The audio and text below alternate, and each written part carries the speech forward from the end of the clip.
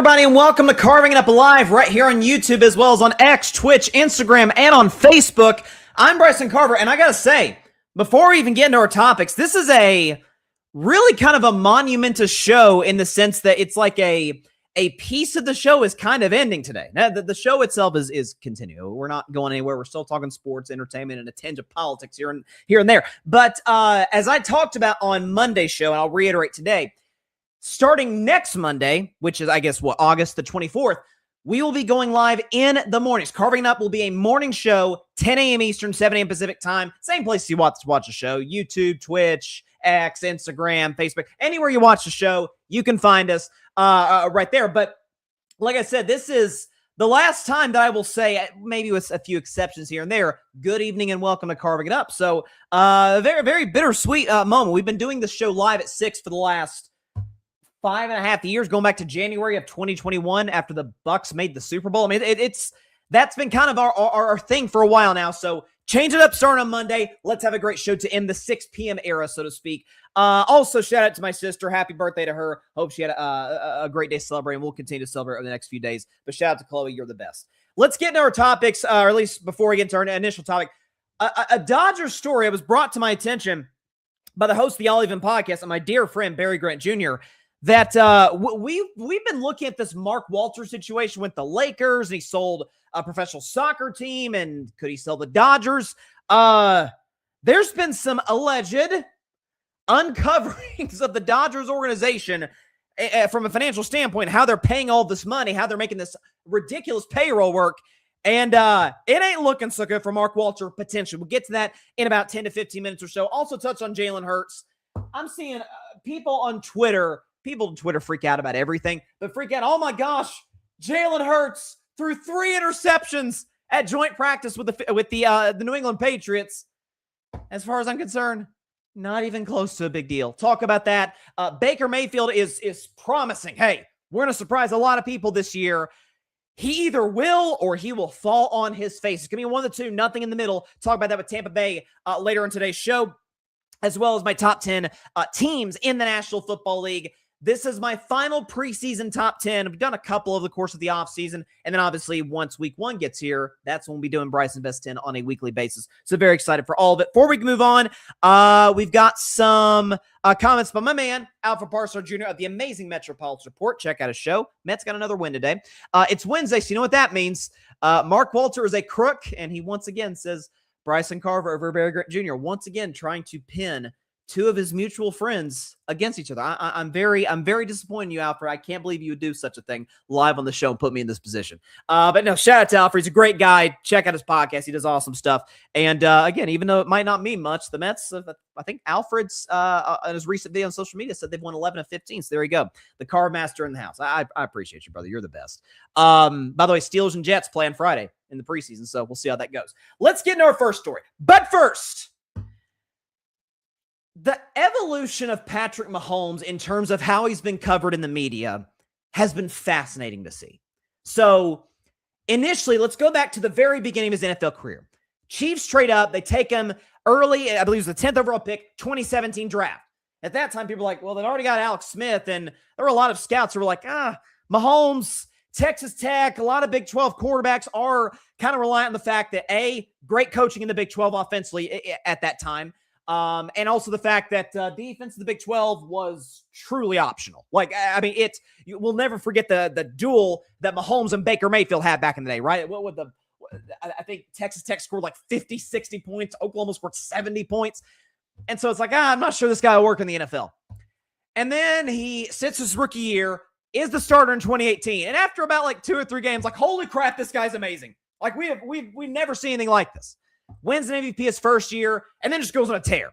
Wins a Super Bowl in year 2, goes to another Super Bowl a year after that, then loses to Cincinnati AFC title game, wins another Super Bowl and another league MVP in 2022. So at this point, it's like, it's not even a competition at who the best quarterback in football is. And then you get to 2023. The Chiefs win the Super Bowl, but there's the issues, the drops with the wide receivers. The Chiefs did not go in the playoffs with a lot of momentum at all. They kind of limped into the postseason I think they lost like 4 of 6 games going into a postseason play. You've got that component onto it. Then they come back the next year. Remember, they're winning all these close games. There's the whole, the games are rigged and the refs are in favor of the Chiefs. They go to the Super Bowl. They get boat raced by Philadelphia. And then last year, they weren't very good. They won 6 games. And we've gotten to a point now. Mahomes, I think, certainly was underrated coming into the NFL. That goes without saying. Surpassed everybody's expectations, maybe even the Chiefs. And then in the kind of the heart of his prime, I don't want to say he was overrated. I don't think he was. But there was an element of, he's going to catch Tom. Tom Brady is the greatest quarterback ever. It's like, I mean, he might, but let's talk about Tom Brady. He's got like every NFL record ever, 7 Super Bowl titles. The man was an MVP candidate as a 44-year-old, the second to last year in the NFL, went to 10 Super Bowls. Like, let's slow down just a little bit. And now I feel like we've got to a point where he's actually underrated, including by his peers, evidently. Because the NFL Top 100 list, they've been revealing it over the course of the summer. They revealed Patrick Mahomes as the 18th best player in the league, and based on where the rankings are at, the 4th best quarterback. And by definition, that's the case because they still have yet to name Drake May, Matt Stafford, and Josh Allen. So by definition, obviously those guys are going to be on the list. They think Drake May, after 1 year, Matt Stafford, I'll hear the argument, and Josh Allen, who's 0-4 against Mahomes in the playoffs, hey, they're all better than him. We've gotten to a point where Mahomes is actually underrated. And some of that, at least a lot of it, I think, is the fact that just from a numbers perspective, not been the same guy that we saw the first 5 years of career. Show the numbers for Patrick Mahomes. It's like, he's been good. Like, I mean, listen, 8th in pass touchdowns in the last 3 seasons, 7th in record, 6th in pass yards per game, but it's like, 3rd most picks, 21st best completion percentage, 21st best passer rating. It's, okay, we've seen a little bit of a dip-off. And I think to an element, there are reasons for this. Okay, Eric Bieniemy, who ironically is back with the Chiefs. By the way, so happy to hear Eric Bieniemy's wife is recovering from the terrible situation that happened, potentially allegedly with her family. Wishing her nothing but the best. I think Eric Bieniemy said that she's going to fully recover, which is fantastic news. So all the best to the Bieniemy family. But Eric Bieniemy's back in the mix. He was Patrick Mahomes' offensive coordinator for the first 5 years of his career as a starter. You talk about the fact that 2022 was Travis Kelce's last great year as the best tight end in football. Since then, it's like, Kittle's better, and a number of guys you could say that position are better than Travis Kelce. Comes with age. He's going to his 14th year in the league. He's going to fall off eventually. Also, the fact that Kansas City, oddly, they've gotten in a little bit of the same business that the Patriots did at the end of Tom Brady's career, where it's like, yeah, they just don't think receiver's that important of a position because the quarterback will fix it. Like, that's, to me, what one of the many aspects of what makes Tom the GOAT is, what did Danny Amendola do outside of Tom Brady? Heck, Julian Edelman, God bless him, love Julian, great podcaster and an excellent football player. Edelman was kind of a product of Tom, let's be honest. Gronk is really the only guy you could say, yeah, Gronk could have been great anywhere. That kind of physical presence, catch radius, good route running, blocking. Tom made a lot of guys more successful than they would have been otherwise. Mahomes, to a degree, has kind of done the same thing. But ask yourself, Kansas City doesn't have a number 1 wide receiver, do they? Of course they don't. They were only drafted once the Tyreek Hill was traded in 2022, which did upgrade the defense. But the other side of that coin is, but the cost of that is the offense isn't that talented outside of Mahomes and at the end of Kelce's prime. Now, you do have Andy Reid calling plays. That's the different aspect of it. But he's underrated in this sense. And you can say, well, Bryson, you're about to pull out lifetime achievement. Well, some of the stuff happened within the last 3-4 years. One of the many reasons Tom's the undisputed GOAT. I don't think anybody argues that. The number 2 spot, though, is kind of up in question. Some people say Joe Montana, 4-0 in Super Bowls, never threw an interception in a Super Bowl. Some people say it's Peyton Manning. Held every record the time he retired, kind of revolutionized the quarterback position in many ways in terms of what he did at the line of scrimmage and the fact that he won more MVPs than anybody. And some, myself included, I'll say why, believe it's Patrick Mahomes. Not just because of the fact, recency bias, he's the best quarterback we've seen since Brady, at least since the end of Brady's career, but is the fact that don't you make your money in the playoffs? Like, that's what we judge quarterbacks on. We ripped Peyton Manning for years until he got his first Super Bowl. Dan Marino, it's the ultimate. Yeah, Dan was great, but never got to the Super Bowl second year, never got to another one. Dan never won a championship. John Elway was going to have the same exact career as Dan Marino, then he won 2 Super Bowls. The end, we remember John Elway differently. Is that in the postseason, it's not arguable. Patrick Mahomes is the second greatest quarterback ever, and we can show those numbers. It's not even close that he's the number 2 guy.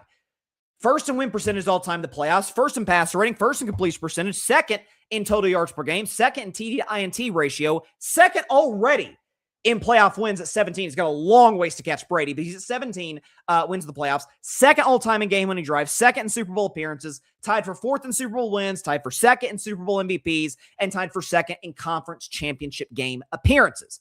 I don't even want to call it a gamble. My bet is to say, I guess those are kind of the same thing, but I am willing to wager he's closer to that Mahomes, that Patrick Mahomes closer to that guy we just showed you on the screen than the guy we showed you a few minutes ago, where it's, top 10 in some categories, but he's like third worst in picks the last 3 years and 21st in passer rating. And he's closer to that Mahomes, the Mahomes that's an all-time legend, than the guy who the last 3 years hasn't been quite the same player from a productivity standpoint. You say, well, Bryson, if Patrick Mahomes is, if you're arguing Patrick Mahomes is still the best quarterback in the league, which, by the way, I am, how could you possibly put Drake May, again, according to players, May, Stafford, and Allen are above Mahomes? How could you have those guys? I don't think anyone argued that May, honestly, that people would argue today after one great year, and he was great, that Drake May is better than Patrick Mahomes. Nobody would argue that. The question is Stafford and Allen. Stafford, I am absolutely willing to hear that. It's like, well, I mean, he's won a Super Bowl in the last 5 years. He just won the league MVP and was without question the best quarterback in football a season ago. And, I mean, without Mahomes' athletic abilities, I mean, Stafford's pretty much a pocket guy, especially in the latter stages of his career. Like, why isn't he the best? I'm sure my guy, shout out to Pierce DeLuna, the First and Tuna podcast we've had on the show, and we'll continue to get him on. I'm sure he would say, why isn't Stafford the guy? I'll hear that. The one I get a little bit irritated about is Josh Allen. You're like, why? Josh is amazing. Josh is amazing. One, because the commentary on Josh has gotten out of whack. I mean, Dan Orlovsky, God bless him, who does as good of a job as anybody at breaking down quarterbacks, but Dan does a rankings list of rating quarterbacks of their traits. One of them was decision-making. He had Josh Allen number 1. It's like, guys, do we really think Josh Allen is smarter with the football than any quarterback in the entire NFL playing today? Of course he isn't. Watch the Denver Broncos playoff game. But also the fact that, as I always say, Josh Allen's better than Mahomes till it's time for Josh Allen to be better than Mahomes. He's 0-4 against in the playoffs. No quarterback in the history of the NFL has been 0-4 against another quarterback in the postseason. It's never happened before until Josh and Patrick. Not to mention 1 MVP to Patrick's 2, never been to a Super Bowl. Mahomes has been to 5. And you could say that's Andy Reid. That was, Kelsey in his prime, Tyreek Hill for one of those Super Bowls and 2 of those Super Bowl runs to getting to the big game. What I would say is, what was Kansas City before Patrick got there? Andy Reid was regarded as a great offensive coach. Kelsey was a great tight end. Tyreek Hill was this athletic freak. And they were going out after their first playoff game every year. Mahomes comes in to make an AFC title game by year 1. By year 2, they're champions. And so I'm not trying to minimize Andy Reid, Travis Kelsey, or Tyreek Hill. Reid and Kelsey are no doubt first ballot Hall of Famers. Tyreek Hill will probably get in the Hall of Fame at some point in his career. But they weren't doing that with Alex Smith. Second number 15 steps in there. It's a different story. And so I feel like we've gotten to a weird point where Mahomes was obviously greatly underrated coming in the NFL, but that's the story with a lot of guys who no one expects them necessarily to be, all-time legends where less than a decade in, they're Hall of Famers at the quarterback position. But underrated coming in the middle, there might have been a little bit of an overrating of Patrick Mahomes. Last few years, some have overrated him, some have underrated him, and now I feel like it's almost a consensus. Yeah, he's good, but he's not Josh or Stafford, or people might even put Burrow ahead of Mahomes just because he won a playoff game against him 5 years ago. And so I saw this list by the players. I'm like, I feel like when you give the all-time greats motivation, something to kind of say, oh, you think X.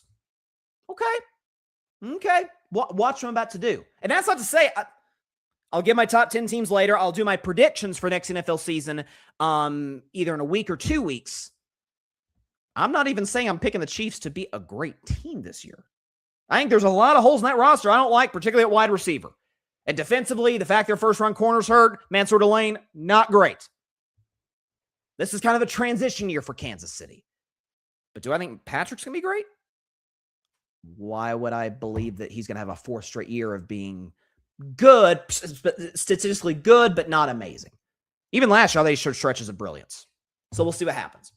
Got a comment by Alfred. He says, I think Mahomes' reign of dominance is over. So Alfred's one of these people that's underrating Mahomes. Coming off an ACL tear, lack of weapons on offense, and the Chiefs looked horrid last year before he got hurt. I mean, they did, and it was such a weird year for Kansas. It's like Kansas City had 3 seasons in one. Like, they start off 0-2, then they win a couple games. I think, who do they beat? They beat a bad Giants team. Then they beat the Ravens badly at home. Then they go, I think it was to Jackson. I remember watching this game like from a bed because I was under the weather. That was when Trevor Lawrence fell down, ran into the end zone for the game-winning touchdoand. But Mahomes threw like a 100-yard pick six in that game. But then they got hot.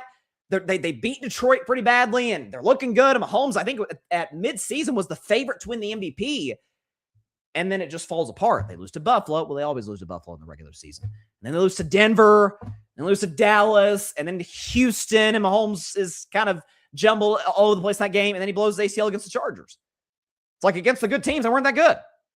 And that's always been a kind of a hallmark of Kansas City is A, they beat the good teams. B, they win close games. All dynasties do that in any sport. I've always, that's why I defended Kansas City 2 years ago. Oh, they're getting lucky. No, this is what dynasties always do. The Patriots did this. The Warriors dynasty, they always won the close games. So did the Chicago Bulls. So did the Lakers with Shaq and Kobe. Like there's an element of winning games that is not just necessarily on the floor. It's a mentality. There's an it factor. There's a component of we've been there. It's almost like a math equation, so to speak. Like if we do this certain way, we've got it. Just that DNA that comes with being multiple time champions. And so we'll see. I am really, of the teams I'm torn on what to do with in terms of my prediction next year, Kansas City is one of them. Because I think Patrick, he's going to be healthy for week 1 by all accounts, which is great news for the Chiefs. How healthy will he be? We'll see. But Kelsey's fallen off. I'm kind of shocked he came back for year 14. The defense, Chris Jones is getting older. They traded Trent McDuffie. Jalen Watson is gone. It's weird. Like all the foundational pieces of Kansas City, I love. Andy Reid, head coach. Bieniemy as your OC. Spagnuolo as your DC. Patrick Mahomes your quarterback. Everything else, maybe Brett Veach, the GM, shocks us all and just put together an unbelievable draft. We'll see. And I do like Kansas City's offensive line, by the way. Creed Humphrey's unbelievable. Trey Smith's unbelievable. Aside from that, a lot of question marks. Let's move to a story, and I give credit where it's due. It was brought to my attention recently today by my good friend and the host of the All Even podcast, Barry Grant Jr. Check out his show. He does an unbelievable job. Brought this to my attention today. So we've been, really ever since the Lakers were sold, last week, since Mark Walter sold the Lakers to Bob Iger and Josh Kushner. It's like, wait, Mark Walter just bought the Lakers last year. Like, this is weird. Under some potential investigation. And then he sells the soccer team that he owns. Like, okay, that's 2 assets that he's moving off of. He needs money, obviously. And now there's the potential that he could sell the Dodgers. And what we're about to go into is somewhat complex and also on its face, like, oh, that's why he's doing what he's doing. And there's no Tani component onto it that's also fascinating. So this is according to Nick Nemeth. Hope I'm saying his name correctly.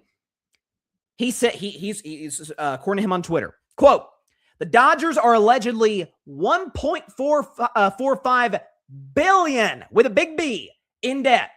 American Media Productions, the entity behind Sportsnet LA and the Dodgers' 25-year, $8.35 billion charter deal, sitting on the balance sheets of 5 life insurance companies tied to or controlled by the Dodgers' own ownership group. So in other words, you got 5 life insurance companies. I believe they were specified in another tweet. I wasn't able to bring that up, but they're behind their television deal. The Dodgers' longtime television deal with Sportsnet LA.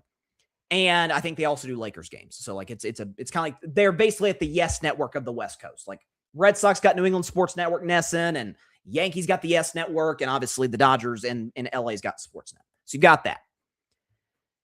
Then you look deeper and it's like, holy cow, he might be in some real trouble here, allegedly. According to Eric Jackson, Mark Walter has $1.1 billion coming due in the next 6 weeks.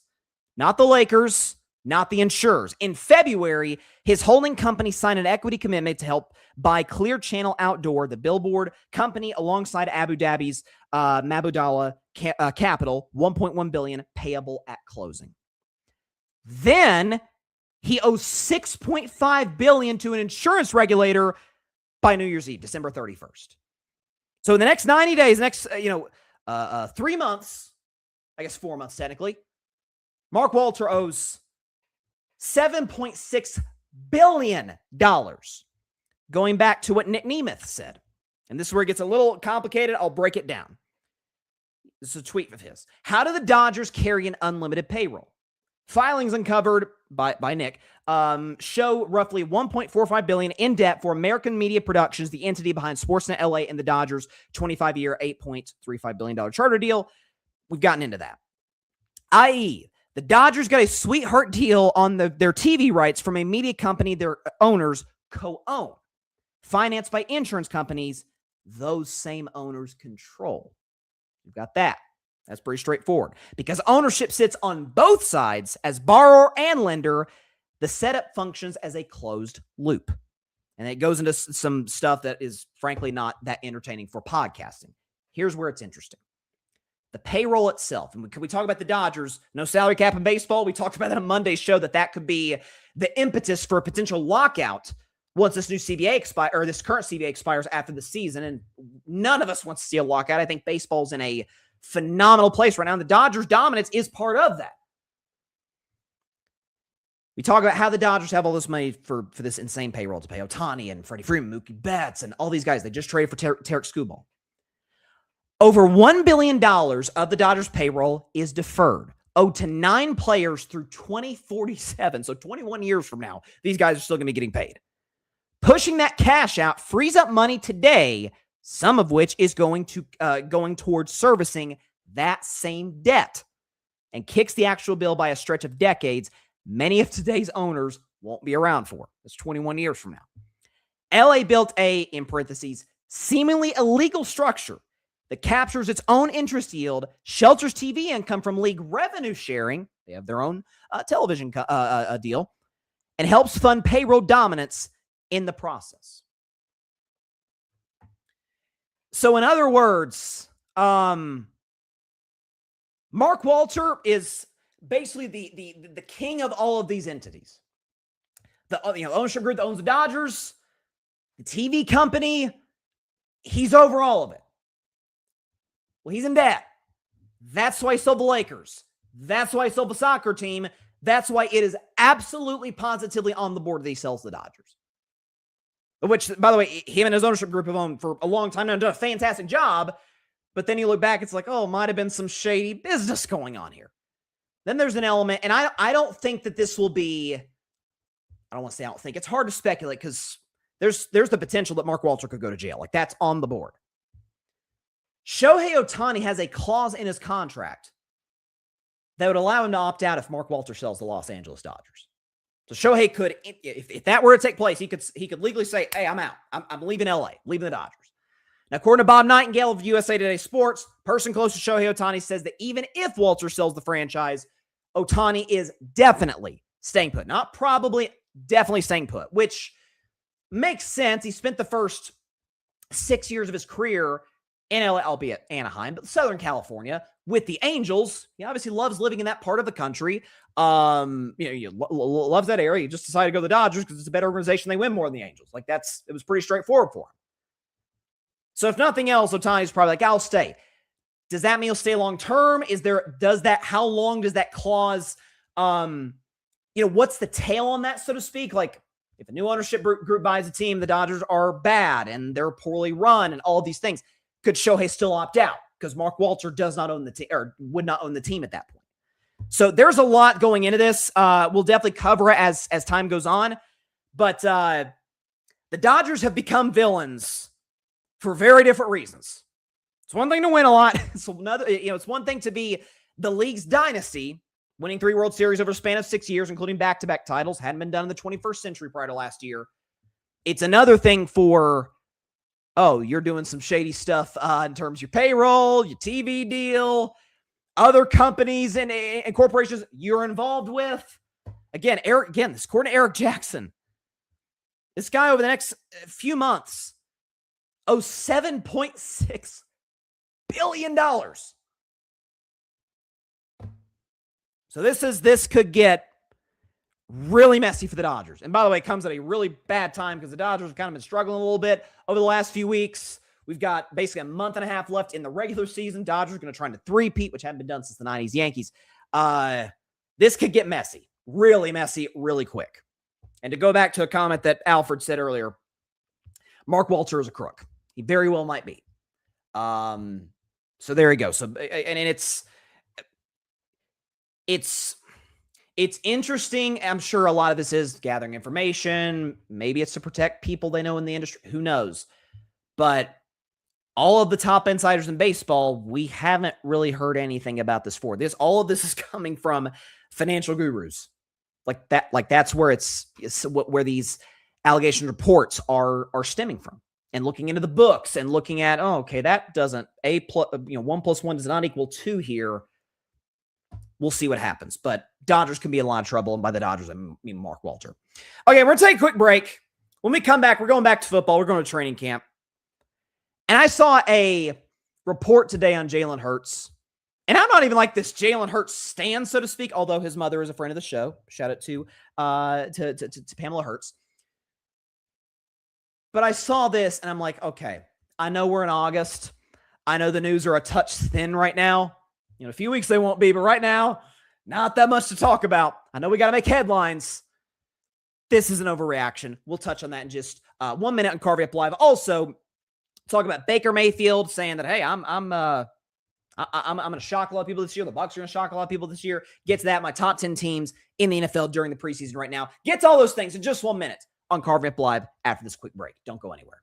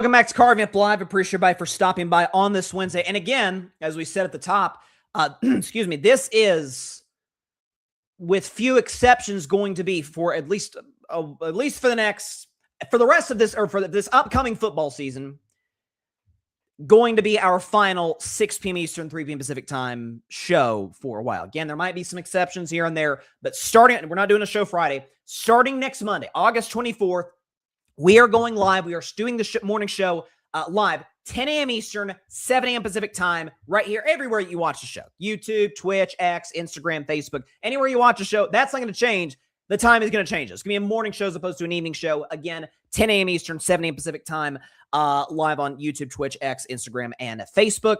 So excited for this new sort of change. We've done morning shows the past, like around like the holidays, like Christmas Eve or something. During the finals, the day after game 2 was a Saturday. I didn't want to wait until Monday because Monday was game 3 of the finals. I didn't want to wait till Monday to react to game 2. So we did a morning show reacting to game 2 that Saturday morning. Engagement was fun. It was great. Again, that's the NBA finals, but still, it was something I thought about. And it's also based on how my school schedule looks coming up. That's really the impetus for this scheduling change. That and the fact that the response has been good in the past when we've done morning shows. I'm like, let's try this out. See how it works. Kind of an instant reaction morning after, NFL games. And obviously once the NBA season starts. So college football, it's going to be fun. So I'm very, very excited to debut that starting on Monday. Once again, 10 a.m. Eastern, 7 a.m. Pacific time. We hope you'll join us. Also, by the way, NFL season, and it just feels weird that it's not starting on a Thursday this year. 3 weeks away. 3 weeks today, NFL season starts. Super Bowl rematch, Patriots, Seahawks. NBC put out a hilarious promo with Mike Tirico, Chris Collinsworth with the with the camel from the Geico commercial. Mike. Guess what that is, Mike? Loved it. And then he's talking to Mike Tomlin, who's working for NBC now. It was cool. But speaking of the NFL, and speaking of a team that is how do I put this delicately? They're going to be bad this year. And they're, how do I put this delicately? They're normally a pretty bad football team, the Cleveland Browns. So their quarterback situation is the topic of conversation because you've got a battle between Shedeur Sanders. We know the press and the attention that comes with him. And then Deshaun Watson out all of last season because he, re-injured or re-aggravated that Achilles injury. So this is Deshaun's first time playing in like 2 years, basically. He's on the worst contract in the NFL, probably in the history of the league. And who will win that quarterback competition from hell, basically.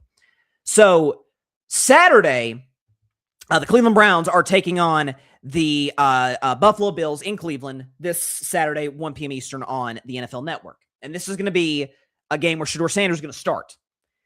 And Todd Monken, I was reading this article from ESPN.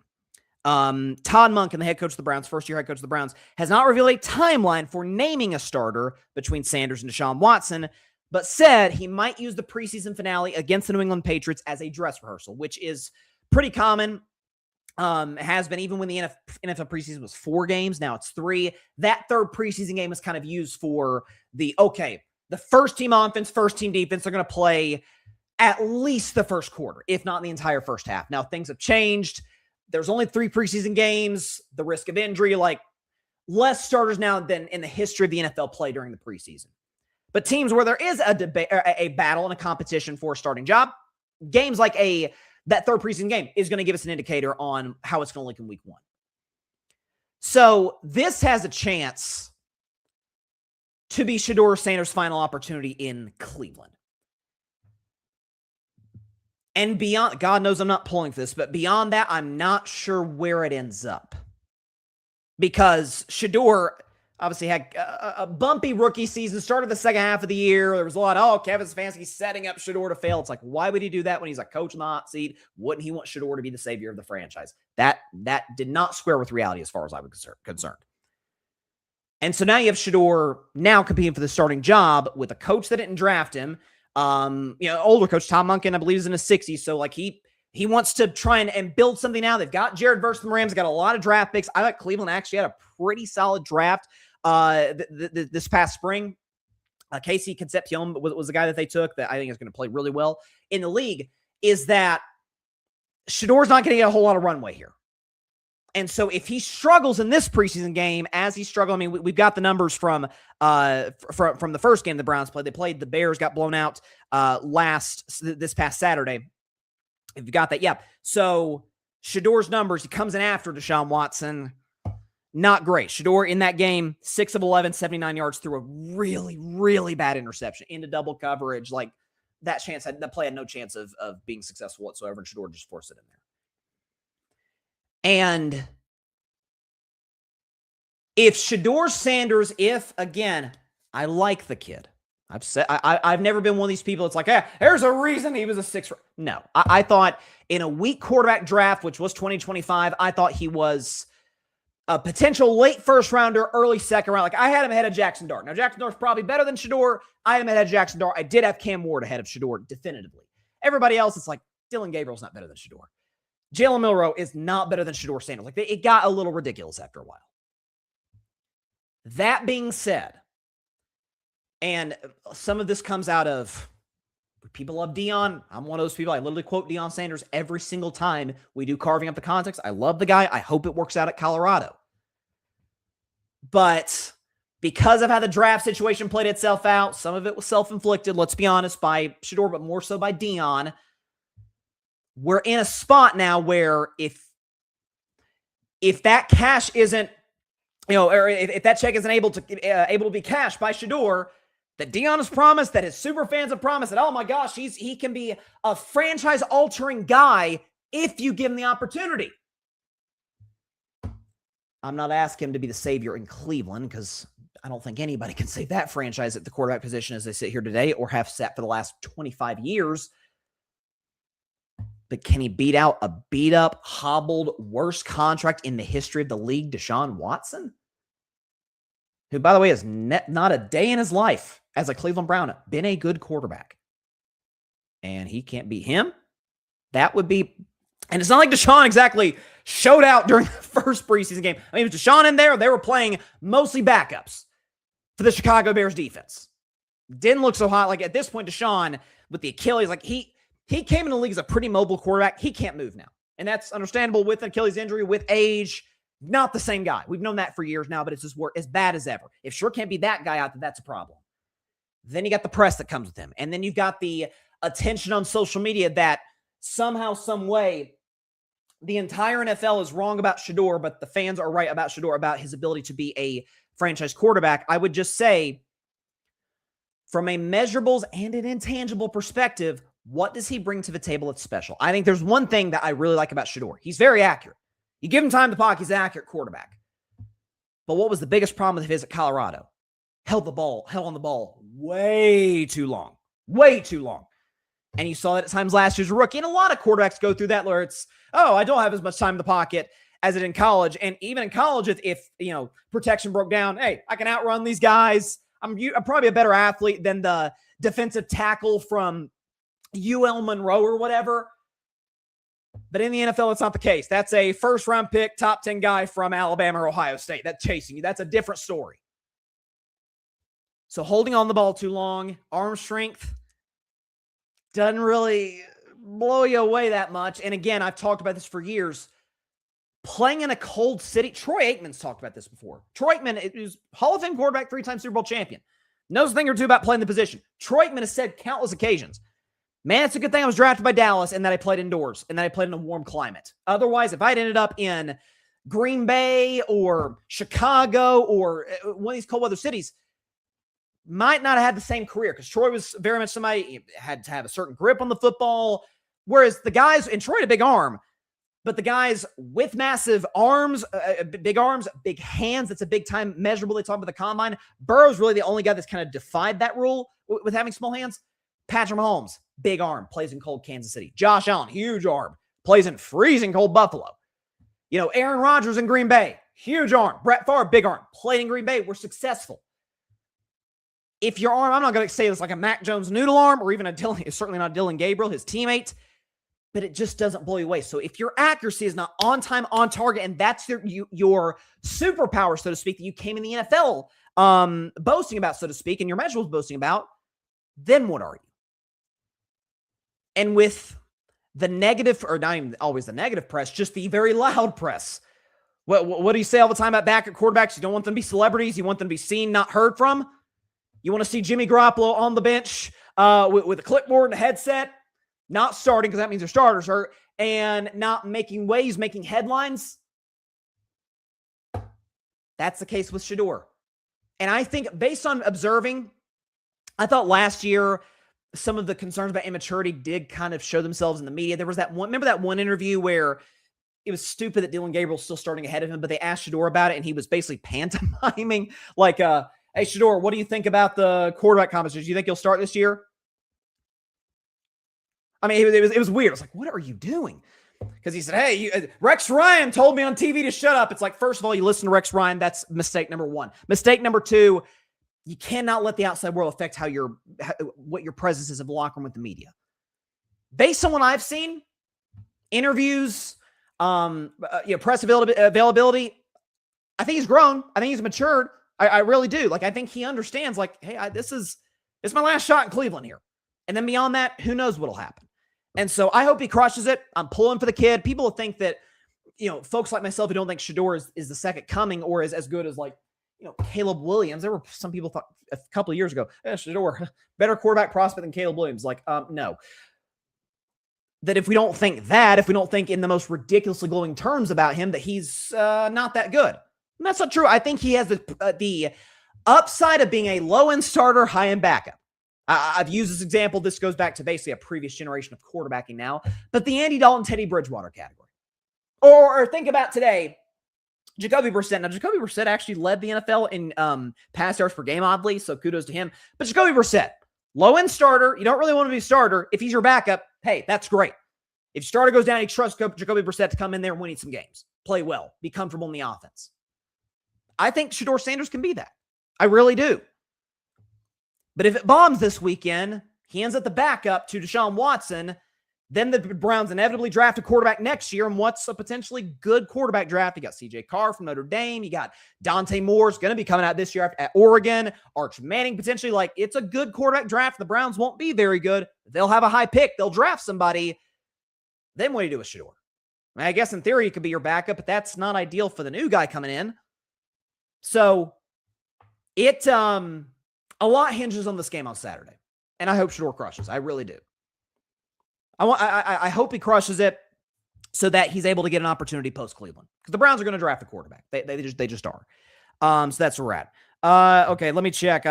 Get a Red Sox update because the Sox are playing the Diamondbacks and we're down 5-2. Oh, game side. Let's go. Game side 5-5 at Fenway. Bases low. Oh, here. Well, yeah, this is perfect timing. Bases loaded in the 7th with 2 outs. Okay, Wilson Contreras just struck out. Okay, so following the Red Sox game while I'm doing the show. So, I do want to shift to Jalen Hurts because I teased that segment at the at the break. So I get it. It's mid-August. Not a lot to talk about in sports other than basically it's like the WNBA, Major League Baseball, and that is absolutely it. College football is going to start, unofficially week 0 next weekend. There's the North Carolina TCU game overseas. Like, okay, that's interesting. Right now, there's nothing to talk about. So you got to make up headlines. Not make up headlines. Make small or even interesting stories, blow them completely out of proportion. And I see this today. Apparently, the Patriots and the Eagles had a joint practice today. I have not seen any reports on how A.J. Brown did against his former team, but that I would like to see.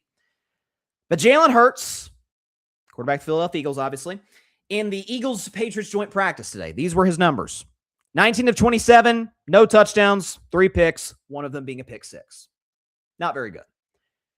And I'm seeing folks make out, see, he was relying on A.J. Brown the entire time. I told you. I told you. A.J. Brown was the key to Jalen Hurts being a successful quarterback or being even a franchise-level quarterback or not. Being a Super Bowl MVP, 2-time Super Bowl participant or not.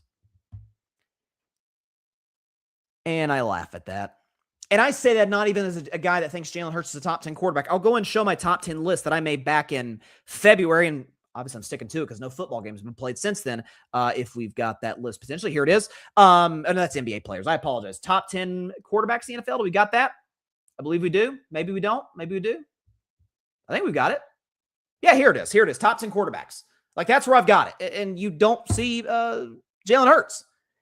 By the way, the NFL top 100 list, we talked about that. They've made their list. We talked about Patrick Mahomes being ranked the 4th best quarterback. This is how it looks now. So Drake May, Stafford, and Josh Allen haven't been ranked. They will be. From there, from 4 on down, these are the rankings. Mahomes, Darnold, Dak, Goff, Herbert, Burrow, Caleb, Jalen Hurts at 11. The players think he's good. The players see something in Jalen that's like, okay, they've got him better than Bo Nix, Trevor Lawrence. I vehemently disagree with the Trevor one. Lamar, disagree with that. Jordan Love, disagree. Baker, it's a toss-up. I think he's better than Brock Purdy and Bryce Young. But we're in this weird spot where, okay, 2-time Super Bowl participant and Super Bowl MVP 18 months ago.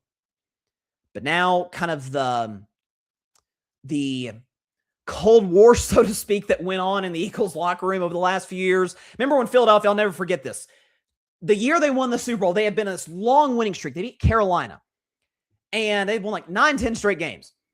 A.J. Brown goes to the media, is like, our passing game ain't that good. It's like, what are you doing? What are you doing? The team is hot, the vibes are good, and you just killed them for the time being. The Eagles ended up winning the Super Bowl, but then after the Super Bowl, A.J. Brown goes to Instagram, is like, I thought winning a Super Bowl would kind of satisfy what I was looking to do in my NFL career. Yeah, it didn't. It wore off after a few days. I want to dominate the DB. That's what I take pride in. And then you had this sort of the Jalen side, the AJ side going back and forth. Now AJ's traded to the Patriots. First on the training camp interceptions thing. That's been a headline for years now, consecutive years. I remember a few years ago that was a big thing. Remember when Dak had the year where he played like 12 games but threw 15 picks. And then the next training camp, I remember, oh gosh, Jack's throwing a lot of picks at practice. I'm like, yeah, that means literally nothing. That means literally nothing to me. Why? Because in training camp, you're trying stuff that you would never actually try in the game. Like I look at it as a negative if you aren't throwing picks in practice. I do. Like if you're not taking risks and saying, oh, let's see if this will work. Let's see if this works. It's not going to work. That's like if you're asking a woman out on a date, saying this is a heterosexual guy. It's like if you're asking a woman on a date and you're nervous about it, like, how do I do this? How do I approach this? I kind of like this girl. I want to ask her out. And then you're going through all the scenarios, all the different ways you might go about it. You try this, like, oh, that doesn't feel right. That's kind of awkward. I don't want to do that. And then you kind of land on one or two, and then hopefully it works from there. If you wouldn't actually, workshop them in front of her, it's like stand-up comedians all the time. I think you've heard the story of some of the great comedians of all time, like Robin Williams, for example. Robin Williams would go to these comedy clubs and just try stuff out. Does it work? Does it not? Okay, this joke landed. Crowd liked this. Okay, they didn't really feel this one. This landed kind of flat. This is what I'll use on my next special. This is what I'll use on tour. Working with stuff, experimenting. Like I look at quarterbacks in games, different story. What's the context of those picks? In practice, hey, throw as many picks as you want, man. I got no problem with that. Because first of all, we don't film of this. I imagine the pick six probably wasn't great. We don't film of any of these interceptions that I know of. Jalen should be trying stuff. Why? He's in a new system. Why else? They just drafted Mekhi Lemon, the uber-talented wide receiver at USC, and you got Dontavian Wicks, and you got Devontae Smith, who's going to be your de facto number one receiver, and a new offensive coordinator. Like, it's like you're in a spot now. If you're Philadelphia, if you're Jalen Hurts, you're going to experiment with stuff. You're going to try stuff that you wouldn't otherwise. And so I think it is. I know we're in the middle of August. I know people like to overreact. I get that. That's the world we live in social media. I understand. People got to make big stories up out of not thin air, because this did happen. This isn't. We're not making stuff up here, but it's not nearly as big of a deal as people are making it out to be. Like if by week 7, okay, yeah, Jalen has like week 7. He has 12 touchdown passes. No, let's say 11 touchdown passes and 8 picks. It's like, okay, this isn't looking so good. Okay, maybe by second half of the season he gets better, but then okay, these games count. These matter. Philadelphia Eagles fans, we know how they are, how demanding that city is. We need to start seeing results. So we'll see. Pulling for Jalen. We'll see how it happens. We just had some breaking news in the NFL. This just broke. Contract news. According to Adam Schefter, 2-time Pro Bowl defensive tackle Vita Vea and the Buccaneers reached an agreement today on a 1-year extension for $30 million, tying into Tampa Bay for 2 more seasons. He gets $6 million in new money this season. So that's not that surprising given the fact I think Vita Vea had actually asked for a trade because they hadn't come to an agreement on his contract, but Schefter just reported Vita Vea got the bag. He's one of the best interior D linemen in the NFL, one of the best run stoppers. So good for him. Good for Tampa keeping him. It's funny we bring that up. And then that news breaks when it did, because our next segment was going to be Baker Mayfield. So Baker Mayfield is going to be the most interesting person in the NFL offseason it's in August, so 8 months from now. Like it's going to be, or really I guess 7 months from now. It's going to be a big story. Is Baker staying in Tampa? Are they going to pay him in Tampa? Where's he going if Tampa isn't paying him? Teams that need quarterbacks. So Baker came out to the media today and he's like, we're going to surprise people. We're going to prove everyone wrong. No one thinks we're going to be good. And it's like, if you check the sports books, like Tampa is the betting favorite to win the NFC South. So it's not like people like Tampa's going to be terrible. Like it's the South is that division where it's like, I could see any team winning it, but not for good reasons, not because of the strength of the division. It's by far the worst division in football. I don't think that's even a debate. But Tampa absolutely could win it. They had the best quarterback, Baker Mayfield, pending Tyler Shuck. We'll see how he does in New Orleans. Emeka Buka, they added my man, who I wish the Steelers had brought back, Kenneth Gainwell. You've got some pieces coming back. But you lost Mike Evans. Vita Vea's back on extension, so that's good. If we know anything about Baker Mayfield's career, it's this. When he is doubted, when he's out to prove people wrong, got a chip on his shoulder, it goes one of 2 ways. No in between. It's, oh, crap. Is Baker like one of the 10 best quarterbacks in football? Is he? Remember that the contract he's on right now? Oh, he's like on the best contract in football. Buccaneers got a bargain out of this guy. Oh, he was winning playoff games. And remember at the beginning of last season, first month and a half, it's like, is Baker the league MVP? Like those were conversations that were had. And the other side of that coin, Baker's trying to prove people wrong and prove the doubters that they don't know what they're talking about. It's gone south more than once. Remember 2019, his second year in the league. Now that was the Freddie Kitchens year, and they brought in Odell. Like that was a disaster in Cleveland. But Baker was more, and he was a younger player, more immature then. We understand that, but I feel like he was more focused on the outside world and what was going on in Cleveland.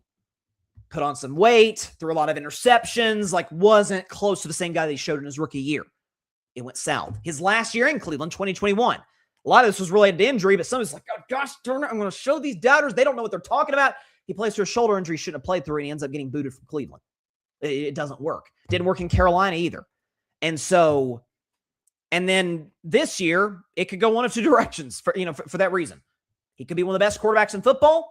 Tampa could win, 10, 11 games, maybe win a playoff game this year, which they did 2 years ago. Made the playoffs, won the division in 2024 as they did in 2023. Or, okay, yeah, he's not going to be a Buccaneer in 2027. That's just not going to be something that materializes. And so as far as teams that could look at Baker, and obviously money is going to factor in a lot of this, quarterback class, what's the draft order? There's a lot of dominoes that are going to fall before we get to the question of Baker Mayfield. But if you do look at the teams that need quarterbacks, it's a lot. The first team I would mention is my Pittsburgh Steelers. Now, as you heard me talk about Monday's show, liked what I saw from Drew Aller. Not saying, he's going to be the future in Pittsburgh per se, but Mike McCarthy is really good at developing quarterbacks. And from a fundamental perspective, Drew Aller's not even close to the same guy he was at the end of his career at Penn State. Footwork's better. He's already got the arm strength. He looked more comfortable in the pocket. Like there's something there. Maybe Pittsburgh might have their guy. We'll see. But if they don't, let's say by the season's end, McCarthy and Omar Khan and the Steelers front office, like, I think I'm at least right now, I'm not comfortable throwing Drew Aller out there. So let's go sign Baker Mayfield. I think that's on the board. And it's like you put Baker with DK Metcalf and Michael Pittman Jr. and Pat Freiermuth. Like that's a really good offense. And you got two good running backs in Jalen Warren and Rico Dowdle. Okay. Offensive line that's young and McCarthy's good at developing O-lines. That's intriguing to me. I would absolutely be open to that. So Pittsburgh is a team that I look at and say, that's Baker as a Steeler. Don't discount that as a possibility. A lot of that's going to depend on where's Drew Aller's development at. I don't think Will Howard's the future. It seemed like a good kid. I don't think he's the future in Pittsburgh. If they're concerned about Drew Aller, then they probably make the move, or at least attempt to make a move for Baker Mayfield. Then from there, the Jets, they're going to draft somebody. Unless Geno Smith shocks the world and if they write him off, he doesn't write back, like he did his first year in Seattle. I don't anticipate that with the Jets. I don't think they'll be as bad as they were last year, but I don't anticipate them being a very good football team. Dante Moore's a possibility. Arch Manning, CJ Carr, like there's some good quarterbacks next year in the end of the draft. Jets are a possibility. I don't think Miami will, for the simple fact that I think, spoiler alert, my predictions, I think Miami might be the worst team in football next year. God bless Malik Willis, but that's kind of their placeholder now. He'll be there a year from now. You imagine, based on the contract he's on, there's no real point in signing Baker. And I don't think Baker would go to Miami. It's like, okay, there's better options than this. I would take a discount in Tampa than go to the Dolphins, which are rebuilding right in the heart of my prime. That doesn't make sense for me. Go down the list. He's not going back to Cleveland. That's not going to happen.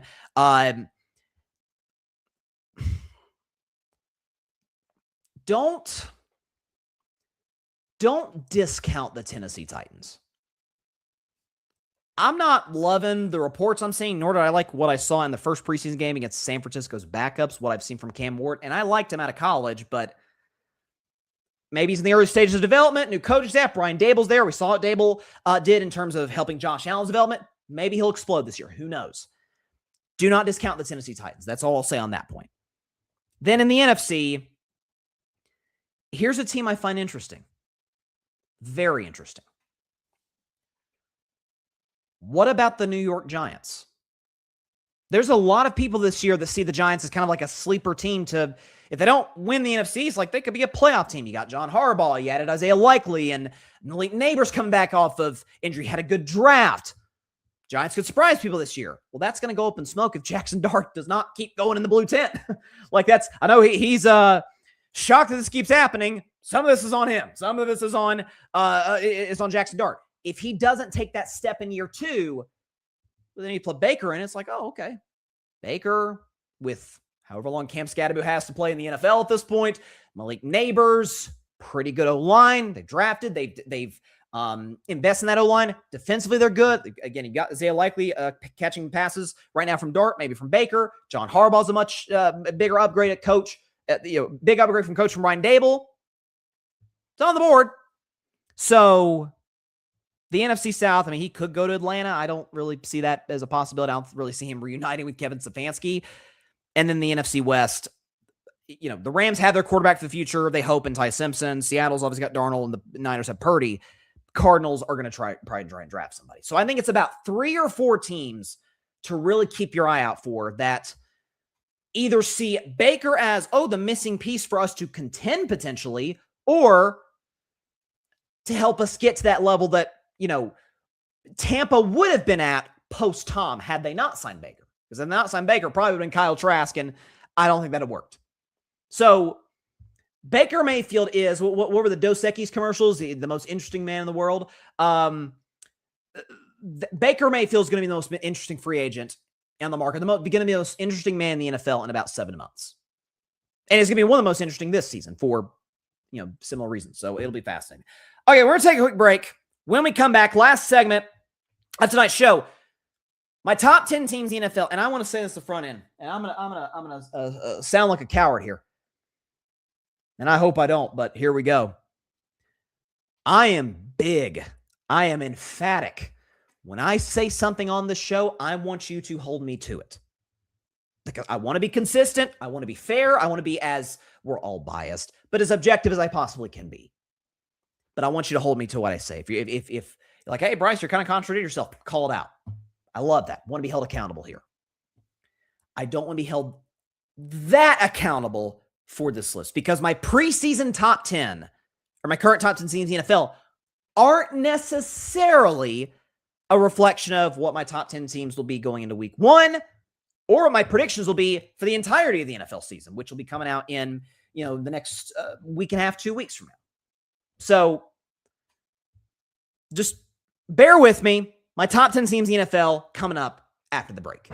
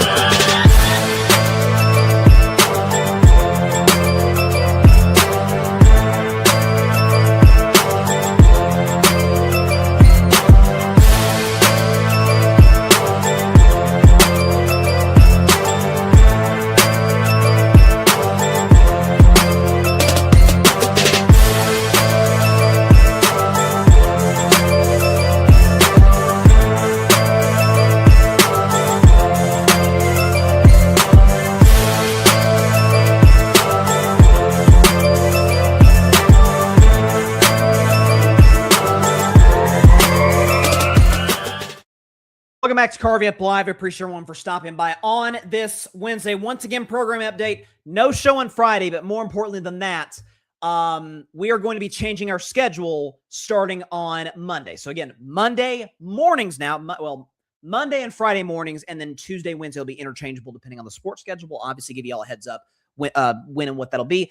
But 10 a.m. Eastern, 7 a.m. Pacific time, right here where you watch the show, anywhere that you watch the show live or after the fact, YouTube, Twitch, X, Instagram, and on Facebook. Catch the show on all those platforms. We're going to be going live in the mornings at 10 a.m. Eastern, 7 a.m. Pacific time. So very excited for this new sort of debut. I mean, the show's going to be by and large the same, but new sort of tone.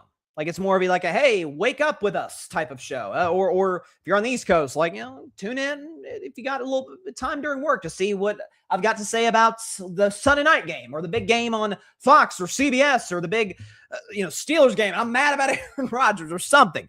That will happen more than once, I guarantee you. So definitely stay tuned for all that. 10 a.m. Eastern, 7 a.m. Pacific time. That's when we're going to be going live starting on Monday, August the 24th. Very, very excited for that. Before then, though, and this is weird because this next list I'm going to make is not going to be identical at the start of week 1, nor is it a direct reflection of what my predictions will be for the 2026 NFL season, which is coming in 10 to 14 days. Like the teams you see in this list, I'm just going to say this outright. I'm not even necessarily saying I'm picking all of them to go to the playoffs, but I've got them top 10 based on where I feel about where they're at right now. Once we start the season, different story. So let's go and start on this list. Bryson's best 10, my top 10 teams in the National Football League. We'll start at number 10, a team that I have a lot of affinity for. I have a lot of affinity for people from the state, from the city, Detroit, Michigan. It is the Detroit Lions. And as we will do and have done multiple times over, Dan Campbell, what are y'all going to try and do this season once again? Kneecap.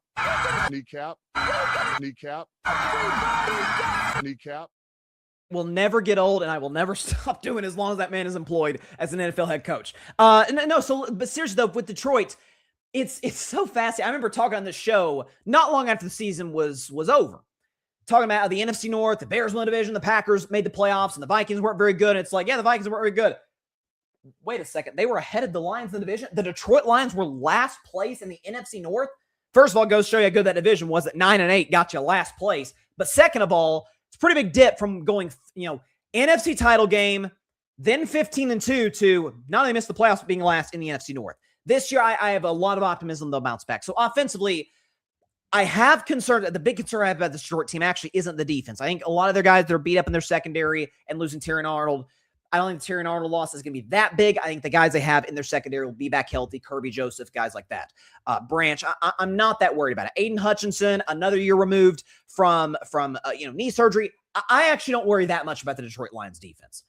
I have concerns about the offensive line because Jared Goff is, I think, more than any quarterback in the NFL. I've called him the last of a dying breed multiple times over in that he's strictly a pocket guy. Like it is the second he faces pressure, no quarterback gets better. When they're facing a rush, Jared Goff, it's like not even the same player. He goes from MVP candidate to like backup. It's not even the same guy. But still, Amon-Ra St. Brown, phenomenal receiver. Jamison Williams, as long as he stays healthy, is next on number 2. If he's hurt, Isaac Tesla showed us a lot last year. I liked what I saw from the kid. Think he'll have a good second season in Detroit. Sam Laporta, offense is still good. I think bringing in a new OC is going to help a ton in Detroit. Lions will be a good team. They're the 10th best team. I have them right now in the NFL. At number 9, it's a team that won a playoff game last year. It is the Houston Texans. The Texans are the 9th best team in the National Football League, and here is why. So I know that there's the numbers would suggest and have over the past, 10, 15 years that it's really hard to have a great defense back-to-back years. Like there's not a lot of consistency in that regard. Offensively, it's easier to have that. I just don't see a universe in which, barring injuries, God forbid, that the Houston Texans are not once again the single best defense in football. You've got Will Anderson, Danielle Hunter, Henry To'oTo'o, Al Shire. You got all of these guys. Unbelievable secondary. I don't see a world in which the Texans defense is not once again outstanding. It's the offense where there's questions. And CJ Stroud's fascinating. He's amazing as a rookie, okay in year 2, and not that good in year 3. Matter of fact, in the playoffs, outright bad. Against my Steelers, the Texans should have won that game 40-6 as opposed to 30-6. That should not have been a contest after 3 quarters, and it was because of his struggles. A lot of folks will blame that on bad O-line, injuries at receiver. You have Tank Dell hopefully coming back this year to go along with Nico Collins, who wasn't available for that playoff game against New England. You hope if you're a Texans fan that you can see something closer to the CJ Stroud as a rookie. An upgraded O-line, we'll see. Hope for his sake that it works out. DeMeco Ryans is an awesome coach. Texans will be a contender in the AFC. They are the 9th best team in the National Football League. At number 8, a team that I've never been that much of a buyer on, and this year I'm I was trending that direction, and then they had kind of a brutal injury in the last 24 hours. I'm talking about the Los Angeles Chargers. The Chargers are the 8th best team in the National Football League. Here's why. So the injury I'm referring to is their starting center, Tyler Biadasz. Really good player. Looks like he's going to be out for, if not multiple months, the entire season. I mean, like it's going to be, I think they said potentially the timetable is like 4 to 6 months. He's got an ACL injury. They haven't said if it's a tear, but he's going to be out for a minute. And so for Justin Herbert, defenders like, you got to be kidding me. Like, he loses both tackles last year, and he loses his starting center before they first play their first snap of the season. With that being said, though, I think there is legitimate reason this year to be more optimistic on the Chargers than years past. Not only the fact Jim Harbaugh's a great coach, but is the fact that the defense kind of carried the Chargers last year. Jesse Minter's the DC. This year, I think it'll be the offense. Is the fact that you've got good weapons. Ladd McConkey, you hope Quentin Johnston bounces back. I am really, really, really high, and have been since he was drafted, on Omarion Hampton. He dealt with injuries last year. I think he has a big year too. Great first healthy year in the National Football League. I like Omarion Hampton a lot. And let's be honest. Mike McDaniel, okay head coach. Duke can call offense. Like, he's not going to command a presence of a locker room, but at the play sheet, he's as good as they come in the National Football League. I think it's going to help Justin Herbert tremendously. He's got to win a playoff game at some point. That is a legit criticism that I have been at the forefront of, but I think the Chargers will be really good this year. They are the 8th best team in the National Football League. At number 7, a team that I'm undecided whether they have in the playoffs or not, but right now, I think I like them. It is the New England Patriots. The Patriots are the 7th best team in the National Football League. Here's why. So this could go one of two ways, like we talked about Baker Mayfield earlier. The A.J. Brown-Drake May duo might just be the best in football. Like, it just might be better than, Burrow and Chase, Dak and Lamb. Like, it just might be better than all of them. Even Darnold, Smith, and Jigba to a certain degree. It might be better than all of them. It also, if by week 11, let's be honest, the Patriots aren't going to be completely reliant on A.J. Brown. They have Romeo Doubs, and they have Keyshawn Boutte. Like, they've got a nice, little group of receivers after a few years ago having an atrocious receiving core. Now it's quite good. Trayvon Henderson running the football, you're in good shape offensively. Defensively, you'll see if Christian Gonzalez can get a deal done. I have major concerns about the Mike Vrabel aspect of this. I know that he and Patriots fans would really like to bury that under the carpet. I don't think that we're necessarily done with the story yet. I'll leave it at that. But the Patriots are the ultimate boomer bust team. They could be a 13-win team, or they could be an 8-9-win team, be that team that every year there's one squad that makes the Super Bowl that just ain't the same the year following. And so also the fact they played the toughest schedule in football last year, the easiest schedule in football last year. This year, one of the toughest. The upside is there. That's why they're on this list. The schedule, though, is hell compared to last year. The Patriots are the 7th best team in the NFL today. I'm not sure I'll feel that way necessarily it's certainly 3 weeks. At number 6, a team that I might be higher on than where I have them ranked right now. At number 6, it is the Chicago Bears. The Bears. Chicago Bears, 6th best team in the National Football League, and here's why I've got them there. So I think Chicago, I got to admit, has the potential. Ben Johnson had the interview where he said, we're trying to be the greatest offense of all time. We're going to be better than the 2013 Broncos and the 2007 Patriots. Be better than both of them. I don't know if I necessarily see that happening. I don't see them averaging 37 points a game. That being said, the Bears being a Super Bowl contender or not, they've got the roster to do it. They've got, even losing DJ Moore, it's like, well, yeah, but you've got Roma Dunze and Luther Burden, and you've got good tight ends, and you run the football well with DeAndre Swift, good O-line, Ben Johnson calling plays. You're fine. You are more than fine offensively. Caleb showed you those flashes last year of what I believe that he could be as the first overall pick out of USC. Unbelievable playmaking, ridiculous arm strength, and amazing mobility, which reportedly he's even more mobile this training camp because he's lost some weight this offseason. I said this going back to last year. If Caleb fixes the accuracy, it's over. It is over for the rest of the NFL. Because Ben Johnson's not going anywhere. We know he's brilliant. The good weapons in Chicago, they're going to be fine in that department for a while. If Caleb he doesn't have to be Joe Burrow or something. If he completes 67% of his passes, then it's over for the league. It's just over. What the kid brings to the table from a tangible perspective and intangible in terms of his clutch ability and his leadership that we've seen, arm talent, arm angles, playmaking, mobility, all that good decision-making with the football, doesn't throw many picks. yeah, if you fix the accuracy, Bears going to be higher than 6 in this list. That's where I've got them in kind of that limbo, middle of the top 10. But I think the Chicago Bears could explode this year. They're at number 6 are the Chicago Bears. Moving to the top 5 now. At number 5, it is the Denver Broncos. The Broncos are the 5th best team in the National Football League, and here's why. So, with Denver, the big kind of question, the 2 biggest question marks last year were, okay, they're winning too many close games. That's could come back to bite you in the playoffs, and it's hard to really say whether it did or not because Bo Nix was hurt for the game against New England, AFC title game. And also on the opposite side of the ball, Courtland Sutton's good. You prefer him to be your number 2 wide receiver. Well, now they got a true one in Jalen Waddle. So it's like, oh, you got Jalen Waddle, you got Courtland Sutton, you got Marvin Mims. Like, you got a nice receiving core here.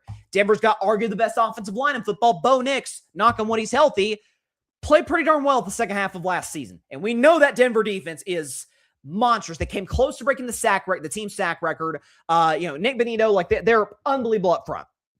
And so Denver this year, I feel like is, because it's not the biggest brand in the NFL, because Bo Nix is not on the level of the other great AFC quarterbacks as is here today, because people don't really like Sean Payton for his demeanor, let's just say. I think the Broncos are kind of flying under the radar in a very strange way, and I think could be really dangerous in 2026. Denver Broncos are the 5th best team in the National Football League. At number 4, I'm going to spoil the list a little bit and say this is the highest-ranked AFC team on the list. Highest-ranked AFC team. So the 3 above them are all NFC teams. I think the NFC as a conference is stacked this year. But at number 4, highest-ranked AFC team is the Buffalo Bills. The Bills are the 4th best team in the National Football League. Here's why. I've thought about Buffalo the last few days. Watch their preseason game, the ridiculous play Josh Allen made to, I think it was to DJ Moore in the first drive the other day. And thinking, if not now, then when with Josh? Okay? New head coach, Joe Brady. Offensive guys work with Josh. Josh swears by Joe Brady, loves him. You've added DJ Moore, who's, I think, a poor man's number 1. Again, sort of in that category, I put him. He's a better version of Courtland Sutton. Not stylistically, but in terms of the, the wide receiver hierarchy, that's where I'd have him. But you've still got Keon Coleman. Okay, maybe we'll have a Keon Coleman renaissance as opposed to him getting DMP coaches' decisions last year. You've got Khalil Shakir. You've got not 1 but 2 good tight ends. James Cook, all he did was lead the league in rushing last year, and your offensive line's unbelievable. If your defense can bounce back, and it's not been that great the last couple of years, yeah, Buffalo is probably the favorite to win the AFC today. And so it then comes down to Josh Allen, who statistically is a great playoff quarterback, but 3 straight years, he's had the ball in his hands, chance to tie or take the lead on the Bills' final drive of the game, and he's come up short all 3 times. He's got to be able to come through this season for Buffalo. I think I don't want to say I believe that he can, because thus far what we've seen, it's not led you to believe that that's the case. Buffalo, this might actually be Buffalo's year in 2026. I'll just say that. The Buffalo Bills are the 4th best team in the National Football League. At number 3, it's the highest I've had them in a while. At number 3, the 3rd best team in the National Football League, it is America's team, the Dallas Cowboys. How about them Cowboys? Yeah! I've got Dallas at number 3 for this reason. I was talking about this on Monday's show. Dak Prescott, Gotti, greatest offense there is, and the Cowboys have the potential to do that. They have 2 legit number 1s as their wide receivers, CeeDee Lamb, George Pickens. Pickens, I'll give him credit. I've been a George Pickens critic.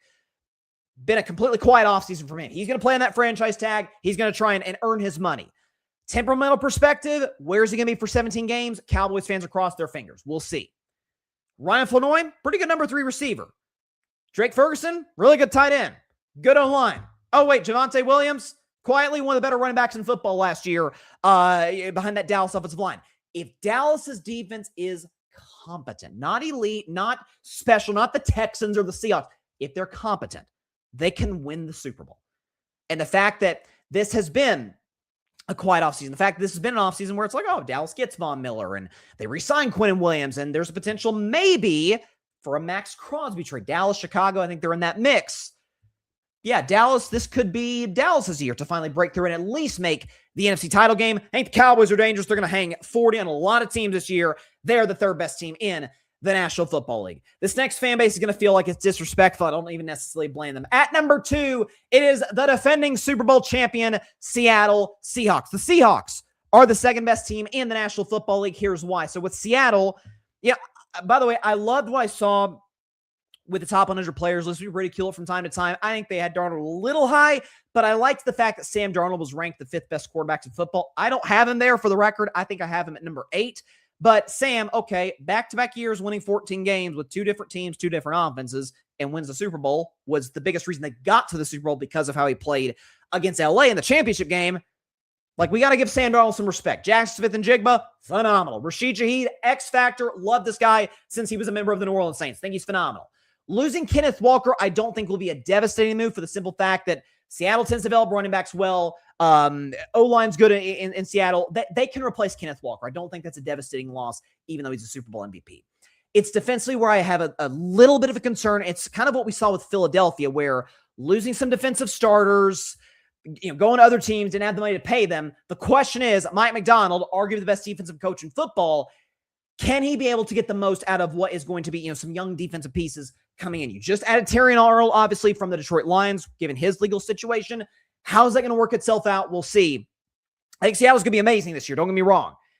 I simply don't think they have the upside of the team in their division. Who's at number 1? I think this most teams number 1, the Los Angeles Rams. The Rams are, I believe, the best team in the NFL, and here's why. So again, it's the best roster we've seen in the salary cap era in quite some time. When you've got the MVP of the league in Matthew Stafford, who we have no indication he's slowing down because, again, he's the reigning MVP. You've got an elite wide receiver tandem in Puka Nacua, as long as he stays out of trouble, and Devontae Adams. And then you got Kyron Williams running the football. And then you have a good O-line. And then defensively, you are amazing up front. It's like, hey, we're going to add Myles Garrett. By far the best defensive player in football, one of the greatest defensive players of the 21st century. We're going to add him right in the heart of his prime to add our pass rush to go along with Byron Young. But the problem is, their secondary is not that good. So what do? They get Trent McDuffie, the best slot corner in football, and they get Jalen Watson, who's a good DB in his own right. So it's like, oh, they're pretty much fixed. That's the best roster in football without question. Pierce DeLuna, shout out to him again. Check out the First and Tuna podcast. He's been on the show multiple times and love to have him back on again. He said, the allure for a guy like Aaron Donald to potentially come back, which feels like it's probably going to happen at this point, is could we be the first 20-0 team in the history of the NFL? I don't buy that. I think this league is too good. I think the NFC West, forget the whole conference, is so good. I don't see them going 20-0. Getting the 1 seed, yeah, I probably see them doing that. Are they the odds-on favorite to win the NFC and host the Super Bowl for the second time in the McVay-Stafford era? Yeah, they are. Roster's unbelievable. They really don't have any holes. The LA Rams are, and McVay is obviously amazing. The Rams are the best team in the National Football League. And let's go and look at our top 10 teams right now. That's where I've got to sit here today. Now, this might very well and probably likely will look different by week 1, but ahead of week 1, but that's where I have it right now. So from 10 to 1, the Lions, the Texans, Chargers, Patriots, Bears, Broncos, Bills, Cowboys, Seahawks, and the Los Angeles Rams I have as the best team in the National Football League. And with that is all the time we have for today's show. Appreciate everybody stopping by as always, and thanks for stopping by for the last 5.5 years at this current time that we've been at, 6 p.m. Eastern, 3 p.m. Pacific. On Monday, no show on Friday. On Monday, we are going live. We're starting a new era of Carving Up Live in the morning.